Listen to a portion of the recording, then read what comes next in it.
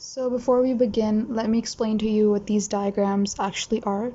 These three diagrams are a sagittal section of the heart, and this is basically the heart tube after it's been folded. So as you remember, the different parts of the heart tube were the truncus arteriosus, the bulbus cordus, the primordial ventricle, the primordial atrium, the atrioventricular canal between them, and this is the sinus venosus. So in this part, we're only concerned with the atrioventricular canal present between the primordial atrium and the primordial ventricle.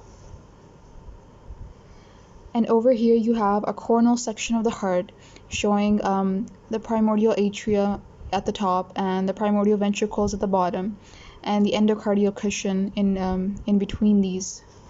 So the partitioning of the atrioventricular canal begins with the appearance of two swellings, which are called the endocardial cushions.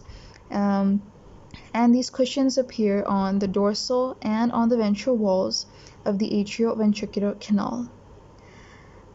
These cushions develop from the cardiac jelly as well as neurocrest cells, and later on they are invaded by mesenchymal cells. So as these endocardial cushions, they move towards each other and they fuse.